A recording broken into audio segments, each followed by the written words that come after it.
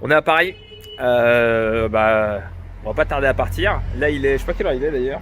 Et avec Max, on va aller tout droit par là-bas, jusqu'en Inde, récupérer mon écharpe. Retourner en Inde, dans le même village et dans le même magasin, 10 ans après, pour acheter une écharpe perdue. Going to the India for the scarf. C'était le défi que mon meilleur ami Maxime et moi-même nous étions lancés. Ouais, Istanbul, c'est le plateau anatolien. L'Iran, la chaleur, l'Iran, le soleil. Et bien nous sommes au Pakistan. 4 mois de voyage, ponctués de moments magiques. Voir ce balai de montgolfières, les gars qui habitent là-bas, ils ont ça tous les matins. De moments douloureux. On a passé une nuit merdique. Merdique, ça me semble être un bon adjectif. De partage. Do best behavior with all persons without considering their religion. Et d'entraide. What's the price for everything? Everything is free. Free for you. Free for you. Le voyage touche à sa fin, et nous voici aux portes de l'Inde. Mais arrivés à la frontière, nous ne sommes toujours pas sûrs de pouvoir rentrer.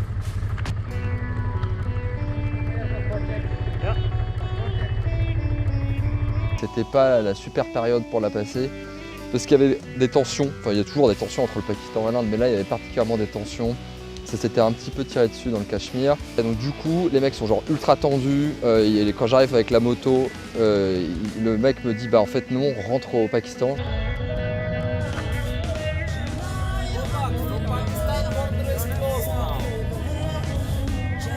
No, call your boss. Say Captain Morgan is at the border. He knows me. I talk to him. Le mec, il a la flemme de se faire engueuler par son patron, parce que soit ce que je dis est vrai et il se fait engueuler, soit je dis des conneries et puis le patron va le défoncer. Donc, go. C'est un délire le monde. Alors cette frontière c'est un délire, mais genre c'est vraiment un délire total. Et tous les soirs il y a un énorme spectacle. Ils ont foutu une espèce de grand stade. C'est grosso modo une parade où il y a le Pakistan d'un côté et l'Inde de l'autre qui défilent en mode bah non c'est moi le plus fort, et l'autre qui dit bah non en fait c'est moi.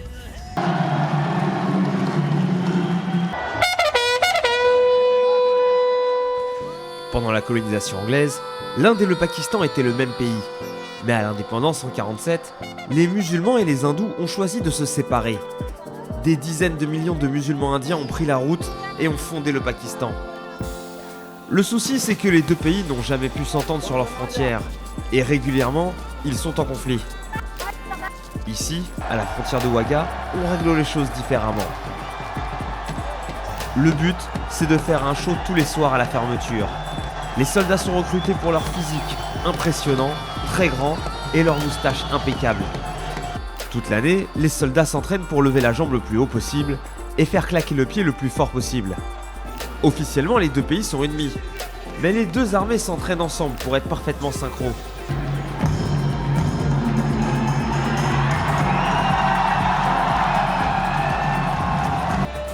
Ici, tout est codifié. Ils doivent paraître menaçants et impressionnants, mais ont l'interdiction de se provoquer. Et après 20 minutes de show,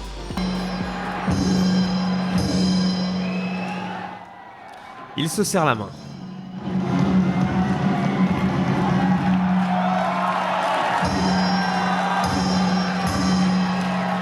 Bon par contre maintenant qu'on est en Inde on va ranger ça. Et là, le type de la douane, il est au milieu, il est avec son carnet, il a une espèce d'énorme grimoire, il ouvre son énorme grimoire, et là, il est en train d'écrire, etc., nous faire passer la frontière. C'est un délire. Bah en tout cas on peut dire qu'on est bien accueillis en Inde. Tout ça c'est pour nous. Hey India India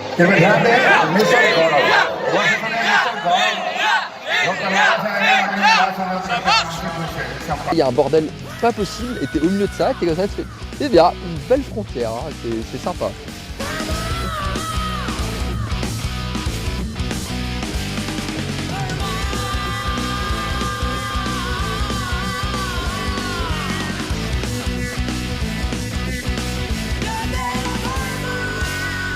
Alors Rishikesh, bref, on a de la chance, c'est juste à côté de la frontière en fait. C'est vraiment dans le nord-ouest total du pays, donc pas très loin du Pakistan. On est à Rishikesh.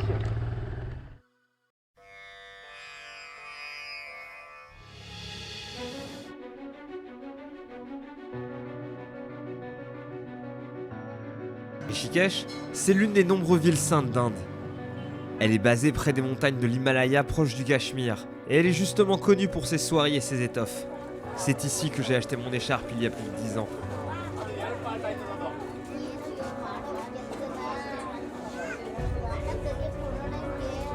Tout y est paisible. Les vaches se baladent librement dans les allées et les passerelles. Les singes y sont vénérés, protégés par leur dieu Hanuman, et ils n'hésitent pas à faire la manche aux touristes.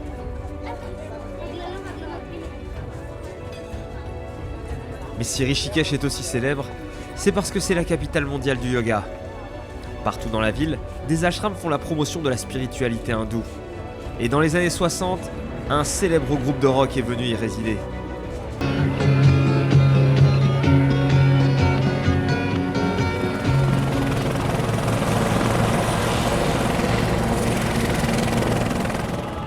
Aujourd'hui, l'ashram où vivaient les Beatles a perdu de sa superbe. Mais les fidèles continuent d'y venir par centaines de milliers chaque année. La ville est sacrée pour plusieurs raisons. Déjà, on dit que le dieu Vishnu est apparu dans la région. Mais surtout, la ville est postée sur les bords du Gange, le fleuve nourricier. Berceau de la vie en Inde, il parcourt tout le pays. Le fleuve est tristement connu pour être pollué, mais ici on est tellement proche de la source que ses eaux sont parfaitement claires et qu'on peut s'y baigner. Un truc à sauter là. Eh non, allez vas-y. Nous sommes donc à Rishikesh. Rishikesh, au lieu de la spiritualité. Voilà, je suis malade, Morgan est blessé. Je me suis pété la gueule en moto. On pue la défaite tous les deux. Est-ce que tu penses que si je me baigne dans le Gange, mes blessures vont cicatriser miraculeusement? Je pense qu'elles vont s'infecter surtout. Voyons. Ça te fait quoi de voir le Gange? Est-ce que tu te sens un peu... Je sens l'émotion monter en moi. Tu sens l'émotion du Gange entrer en toi? C'est ça ou la fièvre, je ne sais. La ville est ultra connue parce que les Beatles, ils ont fait une retraite là-bas il y a longtemps. Et du coup, tous les petits occidentaux en mal d'ésotérisme sont allés à Rishikesh pour faire du yoga. Là, nous allons nous mettre en quête de la recherche de l'écharpe. Et 15 000 bornes pour la trouver cette écharpe. Ça en fait des bornes. 4 mois. Ils voulaient absolument que ce soit le même magasin, donc on a cherché, Techniquement, le bled est pas grand. cherché.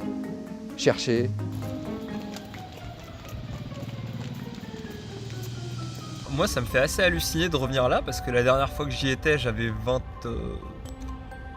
Est-ce qu'on approche? Je sais pas. Si, ça me dit quelque chose. Je me souviens de cette vache. Ah ouais, alors tu peux acheter des petits bidons que tu remplis d'eau du Gange pour ramener à la maison. Chercher.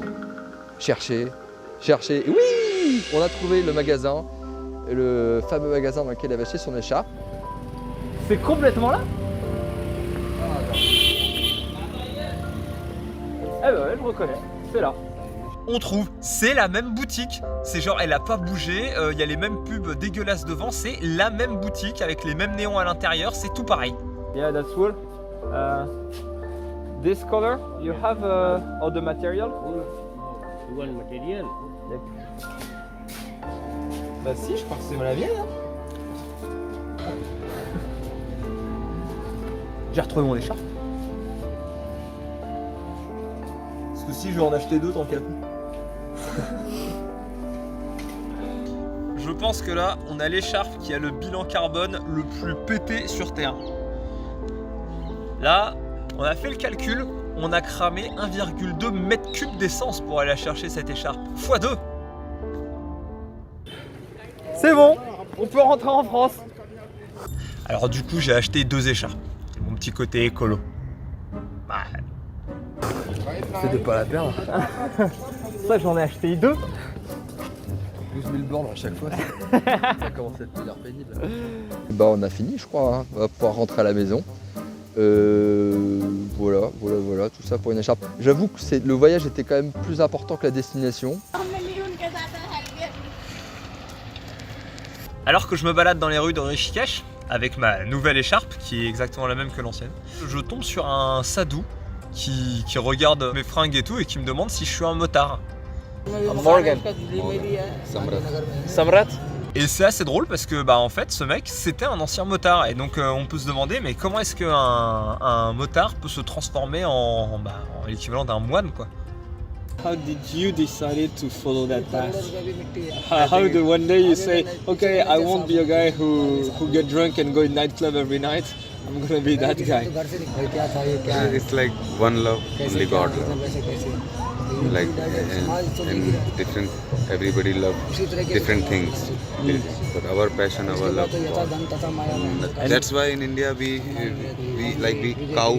We say this is also God. River, this is also God. Tree, this is also God. Snake, he also God. Everybody is God. Like the gods which has life. Even this earth, soil, everything is.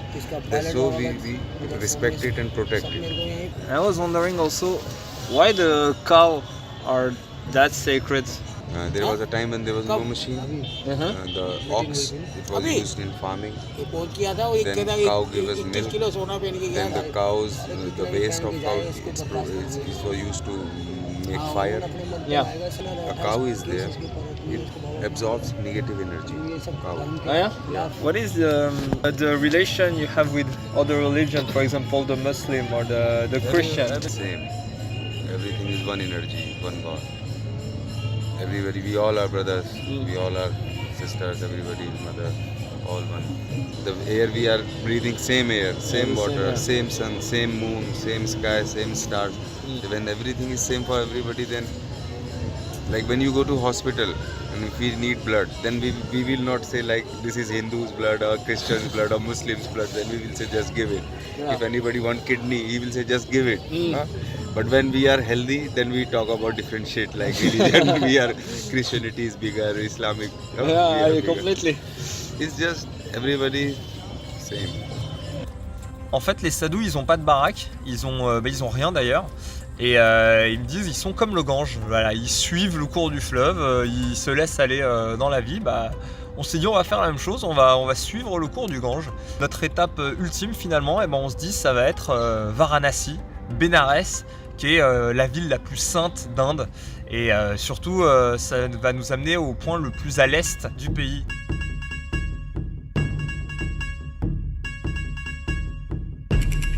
Et sur la route, on arrive dans une petite ville, un petit village, 3 fois rien, Delhi.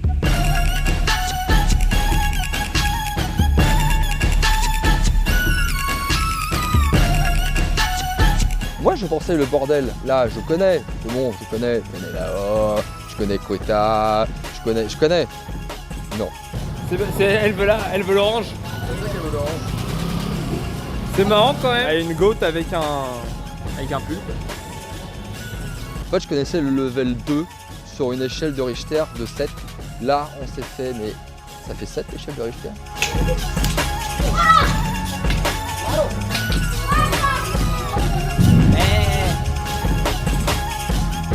3 packs de Cheerios, des céréales et une brique de lait.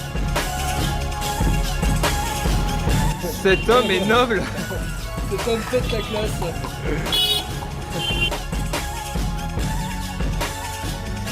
Delhi, c'est une ville de 20 millions d'habitants. J'en sais rien d'ailleurs. 20 millions, on est bon. Ça doit être pas loin de ça en tout cas. Ta gueule! Et alors c'est marrant parce que très souvent ce genre d'ambiance, les gens ils disent ah ouais c'est trop stylé, c'est un chaos organisé. Non, c'est juste un chaos. Le chaos organisé ça marcherait. Là ça marche pas. Eh ben c'est bloqué. Wow.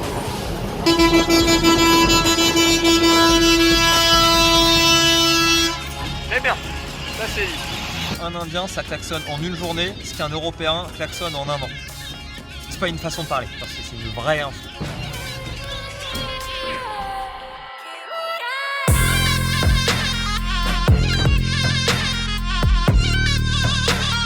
New Delhi, c'est une métropole de plus de 1400 km², 14 fois la taille de Paris. C'est l'une des villes les plus dingues au monde avec 32 millions d'habitants. Si certains vivent dans des tours huppés avec héliports, climatiseurs, cliniques et écoles privées, la plupart des Indiens s'entassent dans les bidonvilles. sans eau courante, sans électricité et sans toilette. Derrière ce chaos, cette fourmilière humaine a réussi à trouver un équilibre. Et dans certains cas, elle est même mieux organisée que le système occidental. Alors en Inde, il y a plein de choses, hein. Il y a le Taj Mahal, le Red Fort, les beautés du Rajasthan. Mais il y a un truc qui manque, c'est la thune pour que les Indiens mangent tous les jours au resto. Alors du coup, ils font comme plein de jours font aussi en France, hein. Ils se font leur petite tambouille à la maison. Mais le truc, c'est que tente de prendre le train en Inde, niveau espace vital, ça ressemble à ça. Voilà, on est à peu près là-dessus. Alors se balader avec ta lunchbox, c'est compliqué. Alors en gros, ce que font les gens, c'est qu'ils se font à manger. Et quelques heures plus tard, il y a eux qui viennent. Les Davavala, Davala. Bon, ça veut dire les porteurs de lunchbox en hindi. En gros, ils viennent aux heures creuses quand il y a de la place dans les trains. Ils récupèrent ta lunchbox chez toi, tu vois. Donc il y a ton pote ou ta mère ou ta femme qui leur donne. Et puis ensuite, ils te la ramènent directement au taf, que tu puisses avoir à manger à la maison. Et là, tu vas dire, mais oui, mais comment ils font pour délivrer tout le monde? Parce que peut-être que tout le monde habite au même endroit, mais tout le monde ne bosse pas au même endroit. Et ben, c'est que sur les lunchbox, il y a des codes. Ah tiens, voilà, là on le voit. Ça, c'est le code de où est-ce que tu travailles. Et donc du coup, les mecs ils se réunissent tous ici, devant la gare centrale. Et en fait, ils s'échangent les lunchbox entre eux. Ils disent, ah ouais, toi tu vas dans tel quartier, moi je vais dans tel quartier. Bah vas-y, alors tiens, je te donne 2 lunchbox comme ça, tu m'en donnes une comme ci. Et ça permet comme ça de livrer 6 millions de repas par an. Voilà. Uber Eats dans ta gueule. À Delhi, la pollution est telle qu'on a du mal à respirer. Parfois, même les aéroports sont fermés car la visibilité est trop faible. Si on est venu, c'est parce que les distances sont immenses en Inde et qu'avec nos petits réservoirs, on a du mal à rejoindre les villes ou même les stations essence. Transporter des jerrycans, la plupart du temps c'est interdit, mais c'est surtout dangereux vu la façon de conduire des Indiens. Alors on a eu une idée. Découper nos réservoirs pour les agrandir et rajouter quelques litres. Magie des réseaux sociaux, on a réussi à trouver une boîte de custom moto. En gros, des mecs qui pimpent les motos, quoi, qui les modifient. Et ce qu'on aimerait, ce serait pouvoir remplacer les réservoirs d'essence. Parce que nos petits réservoirs, ils font que... ils font de la merde, quoi. Ils font 16-17 litres. Et le but, ce serait d'avoir des gros réservoirs qui ferait qu'on arrêterait de passer à la pompe tout le temps. With an aluminium pot? We can not in aluminium, but in stainless steel I can give you it in stainless steel, not in aluminium. Alors on en profite, on se dit on va pas se limiter qu'à avoir un plus gros réservoir. En fait, on va tout prendre plus gros. Et là-bas, pour trouver les pièces, le plus simple, c'est d'aller Dans le quartier des ferrailleurs, qui ressemble plus à Mad Max.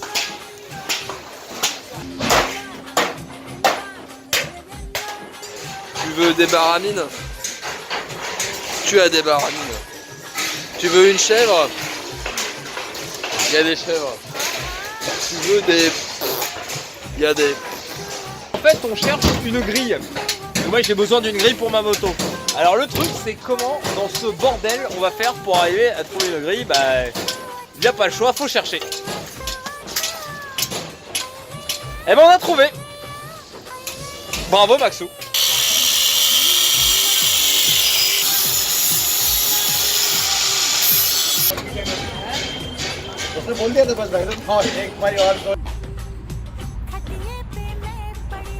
Morgane décide qu'il va se faire tatouer parce qu'il s'ennuie, je crois. Ce garçon s'ennuie beaucoup. Il y a pour ça qu'il a beaucoup de tatouages. Au départ, j'ai dit tu vas te faire tatouer les Eagle of Karachi, lol. Et il fait ouais, c'est une bonne idée. Je ne m'attendais pas à cette réaction. Et une roue indienne avec le bateau de Paris au milieu. Nous sommes à Delhi, en Inde. Ses commerces, ses tuk-tuk, ses petites rues mal éclairées et surtout, sa street food. En français, la nourriture de rue. Avec nous Maxime, jeune cadre travaillant dans la finance.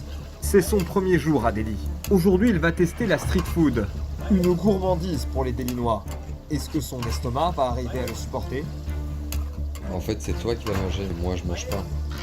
Ah oui, j'avoue. Non, en vrai, c'est méga bon. Tu veux goûter? Donne-moi un bout de nan.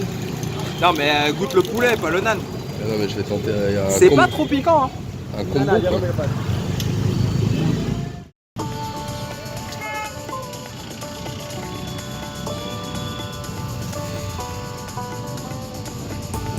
Franchement, c'est bien les Trondes-Alpes. C'est une bonne à tout faire.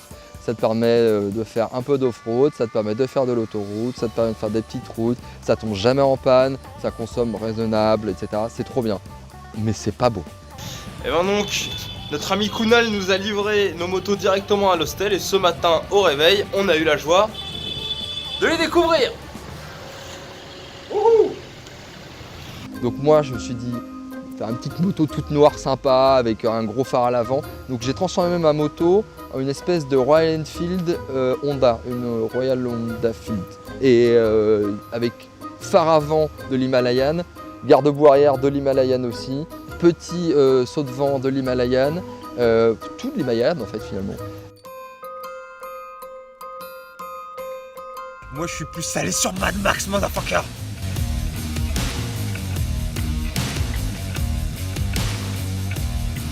Cette moto aura un nom. Furiosa.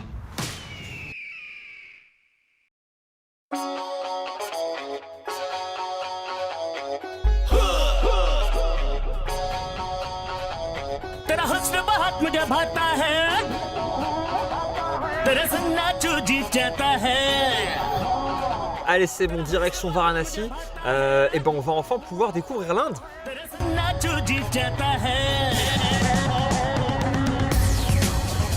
Before entering to India, you were at Pakistan before Pakistan. India. We enter by Wagah border. Bon bah apparemment la moto, les gens ils la kiffent.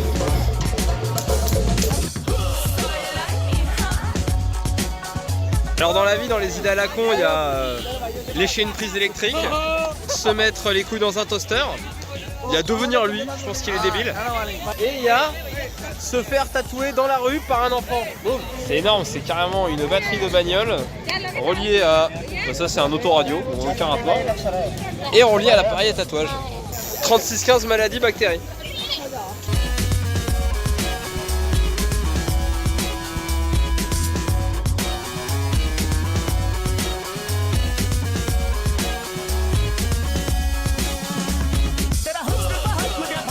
Et alors sur la route on tombe sur ce petit mec, un gars là qui roule sur une... Je sais pas ce que c'est là. Il s'appelle Raoul, il a un problème. Ah, Raboul. Et c'est marrant parce que bon, le gamin nous invite à manger. Donc on dit ah c'est trop cool, viens on va manger chez toi, ça a l'air cool. my home and near. Raoul il veut qu'on prenne le thé avec lui. Enfin Morgan dit ça, il dit que ça a l'air cool. Small tea. Small tea with you? Okay. Okay, you introduce us to your family? That's what's my channel. Allez, vamos Raoul. Moi je dis, je sens pas trop quand même le truc, on est plus en Iran, Pakistan. Morgan qui croit en l'espèce humaine, hein, c'est bien, hein, c'est beau. Il dit non, tu vas voir, c'était trop cool.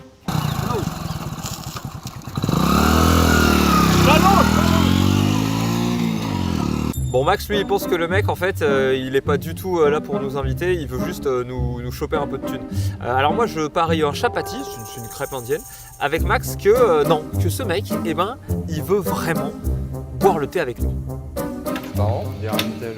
Ouais, et il me dit non non c'est pas chez moi je suis derrière. Là on rentre, on nous installe dans une pièce et il s'assoit pas avec nous et il nous amène des trucs à manger. Tu penses que c'est une espèce de restaurant déguisé? On sera en Iran, je me poserai même pas la question, je sais qu'il le ferait de façon désintéressée. Mais de ce que j'ai vu jusqu'à présent de l'Inde, ça me paraît très étonnant. Ouais bon j'avoue ça pue un peu là cette histoire. Tu veux ma salade? Je veux bien tes radis blancs. Non, c'est ce que tu préfères le plus, tu veux le reste? Non. Oui. Bah non. Le gamin nous amène un deuxième plat, troisième plat, finalement on arrive à l'asseoir, discuter un peu avec lui, etc. You do that often? Invite people to your house? My girl's Korean. Il nous parle pas vraiment. Hein. People are friends, Muslim and Hindu? Yes? Muslim not very good. Sorry? Muslim not very good. Not very good? Non, c'est vrai que c'est de la merde ça. Ah bah oui. C'est bien, ça va être le premier qui nous dit pas on est tous frères, on est tous copains. Ok. Ouais, bah on n'a pas dû rencontrer les mêmes musulmans. We go to the bus stand? Yeah. Allez. Il sort et là nous aussi on va pour sortir et s'en aller et bah là ça n'a pas manqué en fait, il nous a demandé de l'argent. Allez. J'ai gagné mon chapati. L'Inde c'est un pays touristique, donc en fait ça fait comme tous les pays touristiques, à savoir que les gens ils comprennent très vite que les touristes ils ont beaucoup plus d'argent qu'eux, ce qui change énormément par rapport au Pakistan et l'Iran qui sont encore des pays hyper préservés par rapport à ça. Et les gens quand ils t'invitent chez eux à dîner en fait ils te donnent de l'argent après quasiment mais je plaisante mais c'est quasiment ça. Hein. Tiens.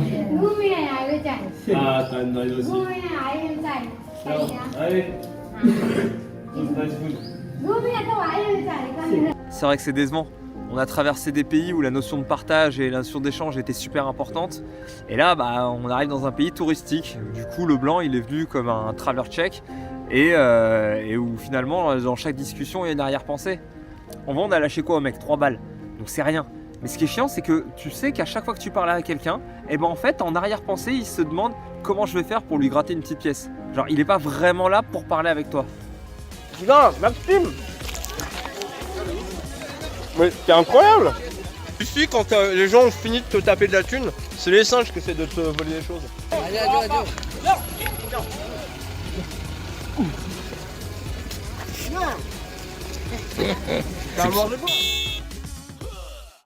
Et nous sommes à Varanasi, capitale des vaches. Et des hindouistes. Et des hindouistes, voilà, c'est un peu le Vatican des hindouistes, c'est un peu la Mecque des hindouistes, c'est un peu le... C'était quoi déjà la ville où on était en Iran? Ah oui, c'est un peu le Chrome des hindouistes, voilà. Alors ici, le délire c'est que tu brûles les gens. Les gens morts en tombant nu. Parce que les hindous, normalement ils sont censés se réincarner. Mais quand ils décident qu'ils arrêtent de se réincarner, ils sortent du cycle des réincarnations, le samsara. Pour ensuite venir se faire brûler ici. Ils considèrent qu'ils ont un peu fini leurs affaires terrestres, en quelque sorte. Sachant que tu le vois comme une tare, le fait de te réincarner. D'ailleurs, ils appellent ça le cycle infernal des réincarnations, qui se traduit littéralement. Voilà. Donc là, les gens ils ont dit non, c'est fini, nous on arrête les conneries, on arrête les prêts, on arrête de se réincarner. Hello! Eux, ils vont se réincarner en mouettes. C'est sympa. Ah, c'est sympa les mouettes.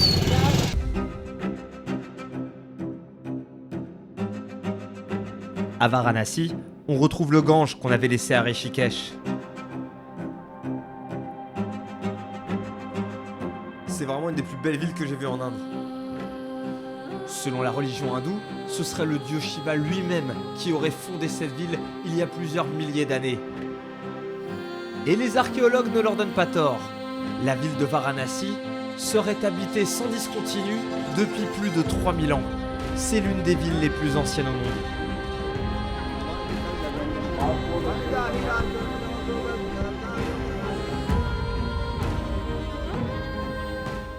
C'est incroyable. En fait, toute la ville tourne autour du Gange. Sur le bord du fleuve, les Indiens ont construit ce qu'on appelle les ghats. Les ghats, c'est des espèces de quais où les gens peuvent venir faire leurs ablutions et du coup purifier leurs âmes dans les eaux du Gange, mais ils viennent aussi pêcher, ils viennent aussi laver leur linge, faire leur vaisselle. Bref, en gros, toute la ville est organisée autour du fleuve. Chaque année, c'est des dizaines et des dizaines de millions d'Indiens qui viennent de tout le pays juste pour pouvoir venir se baigner ici. C'est assez enrichissant. J'ai bien aimé à un moment où il a parlé de Shiva, c'était vraiment... j'avais jamais entendu quelqu'un en parler aussi bien. Il a vraiment me donné beaucoup de distance. Il m'a dit qu'il fallait que je me soulage de tout ce qui me rattachait à ce monde, qui est contingence matérielle. Du coup, je vais filer tout mon argent.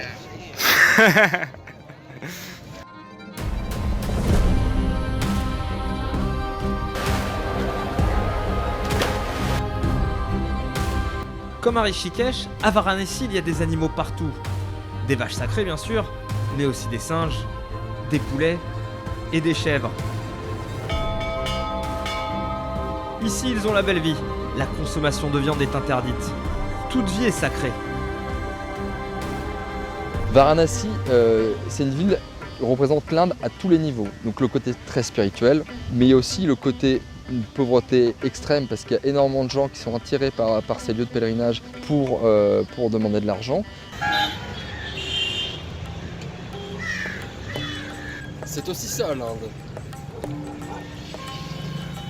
India is magic, India is tragic. Ouais, on dirait des phacochères mais géants, genre ils sont 3 fois la taille d'un phacochère. Oh la vache, c'est hardcore. Ils jettent les ordures là, et après il y a tout le monde qui se sert. Hein. Donc il y a les chiens, les phacochères, les corbeaux, les vautours, et hélas, il y a les gens aussi,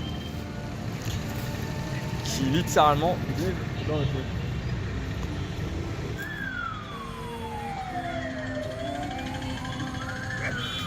En Inde, il y a un système de caste. En gros, quand on est dans une catégorie sociale, on n'a pas le droit de la quitter et on est limité à certaines activités. Tout en haut, il y a les brahmanes qui ont accès aux plus hautes responsabilités. Et tout en bas, il y a les dalits, les intouchables. Les seuls métiers qu'ils ont le droit de faire sont les boulots considérés comme impurs. Comme tanner les pots, nettoyer les déchets, vider les latrines ou s'occuper des corps. Et pour le coup, à Varanasi, ils ont du travail. Car si la ville est sacrée, c'est parce que tous les hindous rêvent d'y mourir et d'y être incinérés.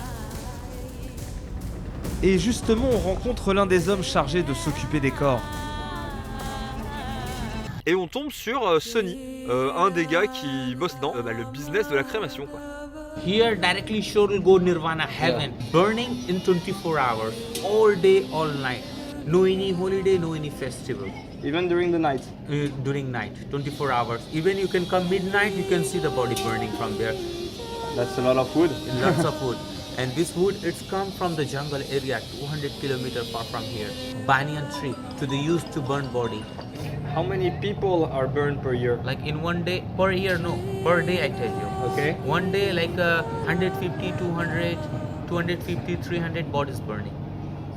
Okay, between 150 and 300. Yeah. Yeah, that's make lots of people. On est vraiment sur un choc culturel qui est énorme. Ce que je trouve le plus dingue avec ces crémations, c'est que ces feux, en théorie, ils ne se sont jamais éteints. Donc quand toi tu vas aller te faire incinérer, ça va être dans les mêmes flammes qui auront brûlé tes parents, tes grands-parents ou même tes aïeux sur 10 générations, quoi. Every Hindu, they have caste, so they suggest the burning by caste also. Like lowest caste called Sudra and Vaishya, middle class called Kshatriya, highest class called Brahmin. Brahmin is the highest level because he's a priest. Donc, Sonny nous explique ce système de caste. Il nous explique comment que les brahmanes se font brûler en haut parce que eux sont la caste supérieure. Les castes inférieures se font brûler le long de la verge. Et enfin, les hors castes, les intouchables, eux, on jette carrément leur corps dans l'eau. Donc voilà. Donc ça représente vraiment toute l'Inde. C'est assez fou. Les Dalits, comme Sonny, qui s'occupent des crémations, font partie d'un clan, les Dom. Ce qui est dingue, c'est que les Dom comme Sonny n'ont pas le droit d'être incinérés pour casser le cycle des réincarnations, alors qu'ils prennent soin des autres. Ils sont traités comme des rebuts de la société, mais sont loin d'être pauvres. Brûler un corps coûte plusieurs centaines d'euros. Si dans la société indienne ils sont des parias, à Varanasi ils vivent comme des seigneurs. Ils n'ont aucun droit, à part celui de t'ouvrir les portes du paradis. Donc tout ce bois là, c'est le bois qui sert à brûler les corps. Et alors pour savoir de combien tu as besoin de bois pour brûler les corps, tu utilises cette balance. Voilà, si tu arrives à faire lever la pierre, c'est que tu as mis assez de bois pour cramer un corps humain. Voir les corps brûlés, je pensais peut-être au départ ça allait me faire un peu peur, ça allait m'embêter, ça allait me gêner, etc. Et en fait, par rapport à la pauvreté qu'on trouve dans la rue, dans cette ville, c'est rien en fait. Mais voir des gens en revanche, mais vraiment mourir dans la rue, concrètement ils sont en train de mourir. Quand t'as un type qui a la gangrène jusque là, il va mourir, hein, c'est sûr. Et que tout le monde vit avec ça assez bien, c'est ultra choquant en tant qu'Européen de voir ça.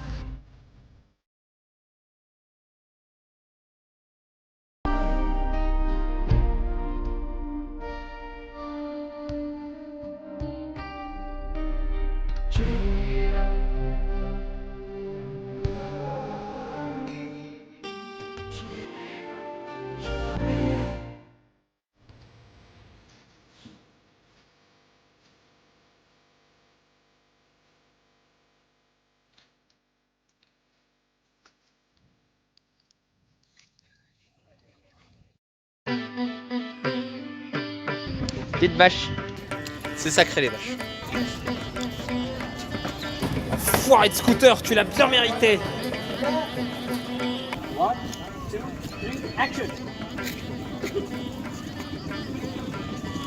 On a trouvé une équipe de tournage. A shooting crew. Voilà, bonjour.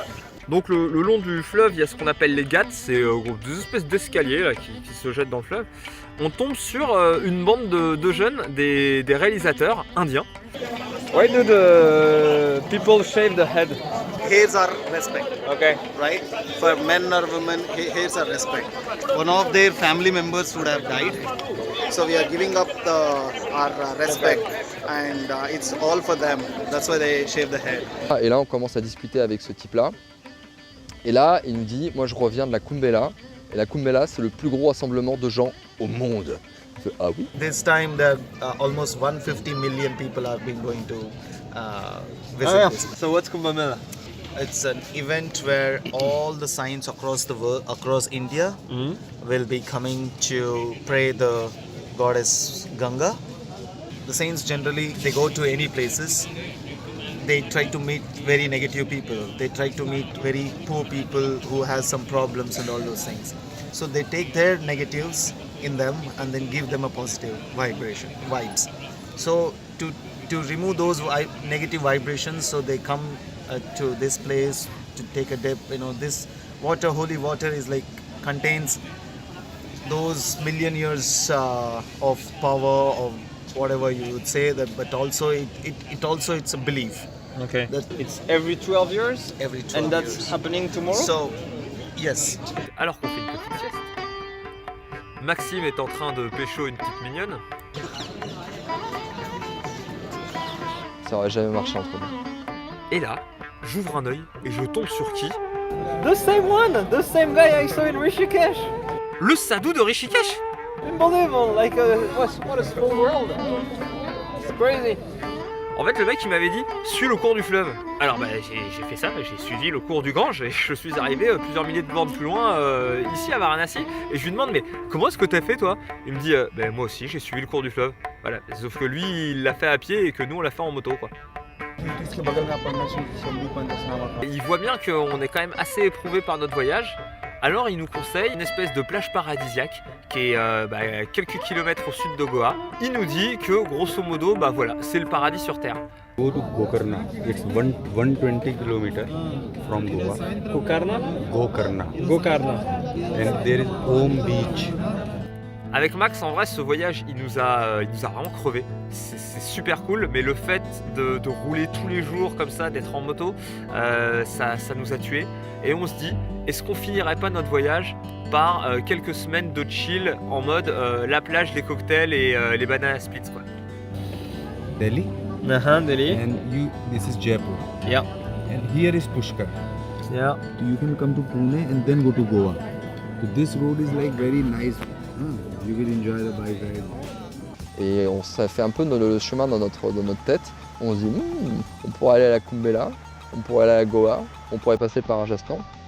Sounds like an idea. Bye Baba. Bon, je retomberai sur lui, c'est sûr.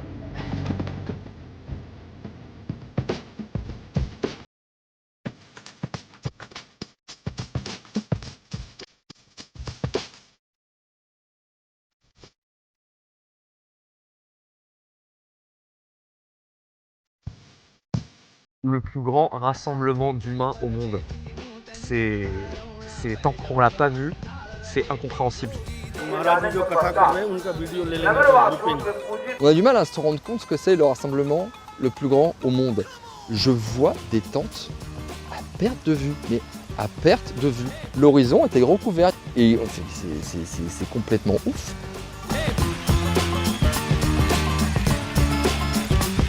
La nuit, je m'étais pas bien rendu compte de l'infrastructure, du truc, etc. Mais en fait, il faut s'imaginer qu'on est sur le lit de la rivière. Enfin, ils ont construit 15 ponts, 15 putains de ponts pour que les gens passent dessus. C'est-à-dire que les ponts, ils n'étaient pas là avant. C'est un bordel hallucinant.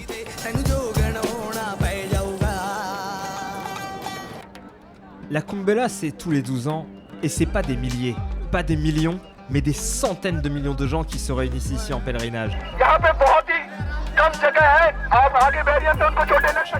Et là tu vas me demander pourquoi. Le Gange, c'est le fleuve le plus sacré de la religion hindoue. Ici, il rejoint la Yamuna, le deuxième fleuve sacré, et la Saraswati, un troisième fleuve qui lui est mythique. On peut pas le trouver sur les cartes. Dans la légende, les dieux et les démons se sont battus pour le contrôle du monde. Et pendant cette bataille, une cruche contenant l'eau de la vie s'est renversée pile à cet endroit. Du coup, c'est comme si ici c'était le berceau de la vie. De quoi rameuter plein de gens. On parle de plus de 450 millions de gens qui viennent pendant 3 semaines dans une ville éphémère de tentes, grande comme Paris. Dans chaque tente, il y a les sadhus. C'est eux qui prêchent. Bah là on entend les micros et ils prêchent. Chez les hindous, il n'y a pas de clergé, pas de hiérarchie, pas de pape. N'importe qui peut être gourou, baba et avoir des fidèles. Du coup, la Kumbh Mela, c'est un peu le grand rendez-vous des prêtres pour pouvoir rencontrer leurs disciples. Certains sont des superstars avec des millions de fidèles. Et d'autres, moins. On a des prêtres qui font sérieux, d'autres qui font plus rockstar. Il y a des bikers, des mélomanes et aussi des trans. Ici, ils sont considérés comme des divinités en dehors du spectre humain traditionnel, homme ou femme. À la Kumbh Mela, on trouve même des agoris, des prêtres connus pour vivre au milieu des morts et qui mangent même de la chair humaine. Côté fidèle, rencontrer un prêtre est important pendant le pèlerinage. Et côté prêtre, c'est plutôt lucratif. On a trouvé un baba qui fait à peu près tout lui. Ah, il a pas Twitter. Bon, il a Facebook, il a une chaîne YouTube, numéro de téléphone, mail. Un petit peu on l'appelle le baba software. Software baba. Software baba. Thanks. Les mecs sont assez organisés. C'est voir que les babas en fait, bon, il y en a, ils croient à ce qu'ils font décemment. Mais il y en a, ils sont vraiment là juste pour gagner du fric et fumer des joints. Comme si tu croisais ton curton et puis tu disais excusez-moi mon père, j'ai péché. Alors il n'y a pas de souci, c'est 500 balles la confession. Vous appelez les indulgences. Oui, c'est vrai d'ailleurs, ça s'est fait. Se baigner dans le Gange, c'est un acte de dévotion, mais c'est aussi un acte de courage, car le fleuve est connu pour être l'un des plus pollués au monde. Durant notre trip, on a remarqué qu'il y avait pas mal de gens embauchés pour le nettoyer, mais aussi pas mal de gens malades. Dans l'eau, on trouve des bactéries, des résidus de matière fécale et des déchets provenant de toutes les villes qui sont sur le bord du fleuve. Alors notre ami Patel Spielberg, il nous a mis en relation avec un gars qui est déjà sur place, qui s'appelle Suraj. C'est chez lui qu'on va dormir. Yeah, we are going to Triveni Sangam confluence of River Ganga and Yamuna.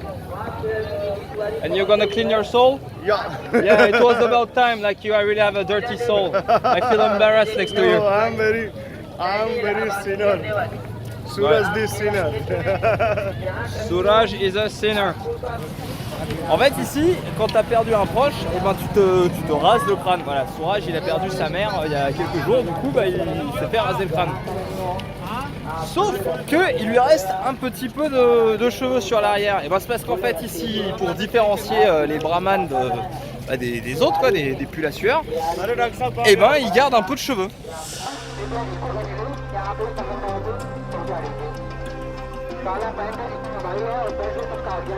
Je suis déjà allé à la Mecque, je suis déjà allé au Vatican, là je suis à la Kumbh Mela. Est-ce que j'en profiterai pas pour placer mes pions un peu partout et purifier mon âme ici aussi?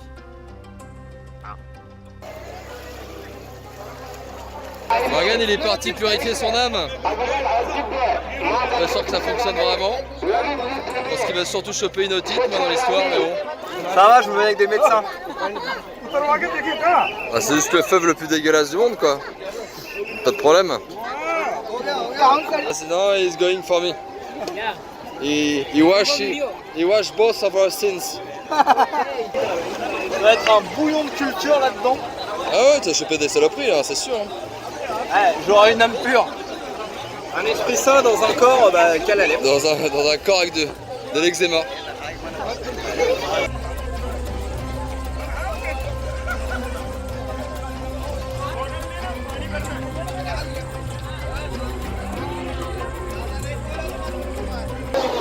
Tu te sens laver de tes péchés là ou pas? Mes tatouages sont en train de fondre. En vrai, niveau péché, je le vis mieux. Hein. On va boire un coup. Maintenant, direction les Nagasadu.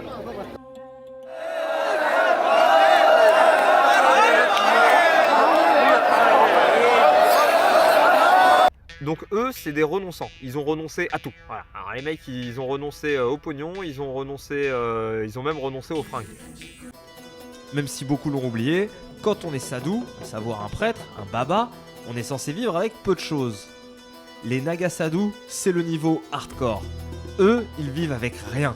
Le corps recouvert de cendres et seulement les quelques roupies que leur donnent les passants. C'est-à-dire nu. Voilà. Et sadhu, c'est-à-dire saint. C'est un saint nu. Les mecs passent juste leur vie à se balader recouverts de cendres. Tout nu. D'ailleurs l'autre il avait un anneau à la vie. Je l'ai pas fixé trop longuement parce que ça leur a mis dans... ça leur a indisposé je pense. Non, je pense qu'il doit avoir l'habitude qu'on lui mette... Enfin, de toute façon ça ne se fait pas. Ils passent le plus clair de l'année en ermite dans les montagnes et ne redescendent que rarement. Une fois tous les 12 ans, ici à la Kumbh Mela. Les Nagas ne se coupent jamais les cheveux ni la barbe. Et certains sont adeptes d'une forme hardcore du yoga, en mettant à rude épreuve leur corps pour prouver aux dieux que l'esprit dépasse la chair. Certains décident de passer leur vie à l'envers, d'autres de garder le bras levé, encore lui qui enroule un bâton autour de son... enfin de sa... Bref, le gars est déterminé. Ben on sait pas trop comment on va quitter la ville, ça va être le Dawa. A priori c'est par là-bas, il y a écrit Boston et il y a écrit Railway Station. On n'aura passé que quelques jours à la Kumbh Mela et on en aura pris plein les yeux. Parce que la Kumbh Mela, c'est un résumé de toute l'Inde. Oui, tu peux y retrouver des prêtres et tu peux y retrouver des pèlerins. Mais la Kumbh Mela, c'est aussi des restaurants géants, c'est des vendeurs de thé itinérants, c'est des gens qui essayent de faire leur petit business. Tu vas pouvoir y trouver aussi bien des milliardaires que des mendiants, des funambules, des vendeurs de fruits, des vendeurs de jouets. Bref, c'est un petit pays dans le pays. After Morgan, I will miss you. It was a pleasure. Keep your soul clean.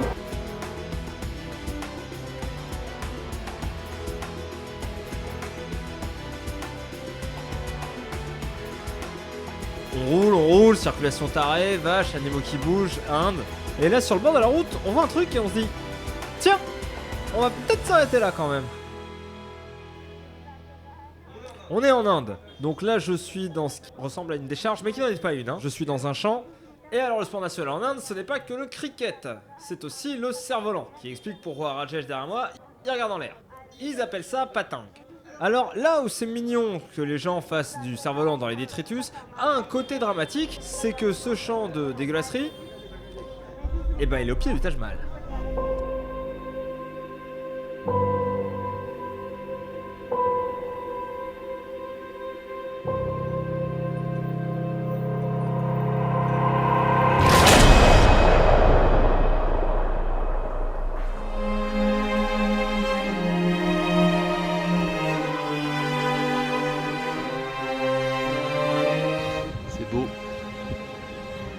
Ah ouais, là t'es à fond là? Ouais.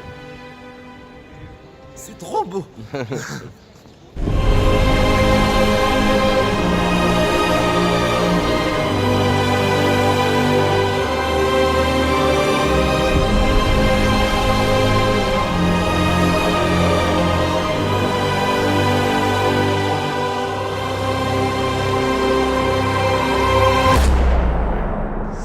Hallucinant. Enfin, c'est vraiment, tu as une impression de puissance, de symétrie, une majesté qui se dégage de ce bâtiment qui est hallucinante et qui est.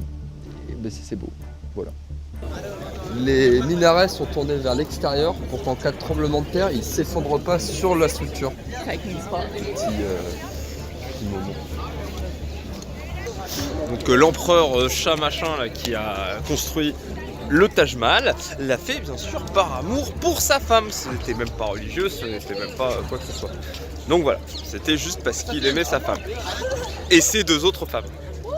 Et son harem de 200 meufs. Et puis sa femme d'ailleurs, il lui disait t'as qu'à faire des enfants H24 parce que sinon je suis pas content. Du coup elle a eu 14 enfants en 19 ans. Et elle est morte en couche. Ouais, c'était un amour vache, hein, on va pas se mentir. Bon, il est où Maxime là? Alors bon, le Sado il nous avait dit allez à Varanasi, vous verrez c'est canon. On est à la Varanasi, c'est canon. Si maintenant il nous dit que le paradis sur terre il est à quelques milliers de bornes au sud, bah moi je suis désolé mais ce mec, bah, je l'écoute. Et on est parti, direction le sud de Goa.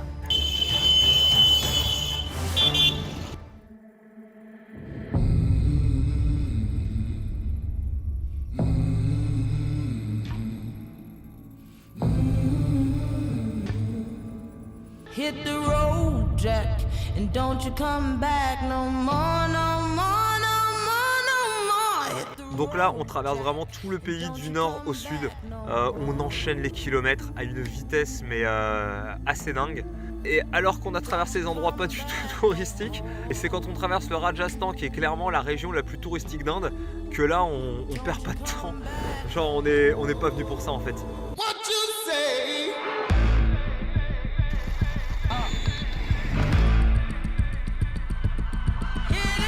On passe par le Rajasthan. Rajasthan, il y a plein de touristes, c'est très beau, mais il y a plein de touristes. Cela fait 5 mois que nous avons quitté la France. 5 mois intenses sur la route. En fait, moi maintenant, prendre mon sac, le sanglé, partir en voyage, aller d'un endroit à un autre, ouvrir une tente, dormir dehors, etc. En fait, c'est devenu une espèce d'habitude, donc je sais pas trop comment ça va se passer mon retour à Paris. Alors qu'on parcourt les derniers kilomètres de cette aventure, on se remémore cette route qui nous paraissait sans fin, à travers des paysages uniques. Tu es.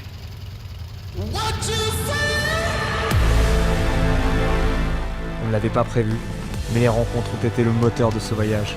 Moi je repense à Bari ou à Kobayashi, je me demande s'ils sont arrivés jusqu'en Afrique parce que c'était leur plan. Je me rappelle encore de cette dame qui, avant qu'on parte, trop mignonne, nous met des petits gâteaux dans notre sac. En fait, tu rentres dans l'intimité des gens. Parce que quand tu es dans ce genre de situation, tu te retrouves dans un hôtel à Quetta avec des gardes armés dans tous les sens, et ben, je peux te dire que ça, les liens se créent très rapidement. Voyager fait de nous des conteurs. J'espère que cette histoire vous a plu, car pour nous, elle était spéciale.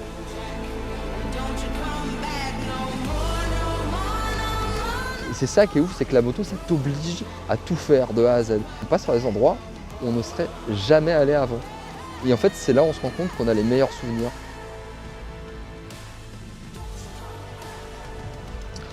Je suis en train de faire le plan de route pour voir comment on va faire pour atteindre le sud.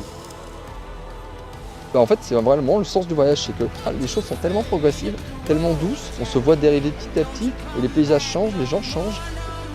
J'ai fait énormément de voyages dans ma vie, mais celui-là, c'est, je pense que c'est un des plus beaux, quoi. Entre les singes, les vaches, les chèvres, les chiens, les enfants, c'était pas une route, c'était un zoo. 1400 bornes en 2 jours, ma gueule. Alors on pourra dire beaucoup de choses, mais on pourra pas dire que je suis pas un motard, hein. Et nous sommes arrivés à Goa, Goa, station balnéaire, Goa, aucun temple. Goa, des coconuts sur la plage. Goa, des cocktails sur la plage. Goa, Morgane qui danse. Goa.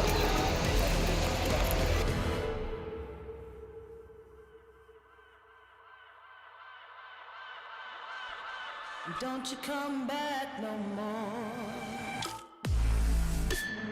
Maxime est le premier à rentrer. Je le rejoins quelques semaines plus tard. Après 6 mois de route, rentrer chez soi en quelques heures ressemble à de la téléportation. Une aventure aussi riche laisse une question en suspens. Quand pourra-t-on repartir ? Hit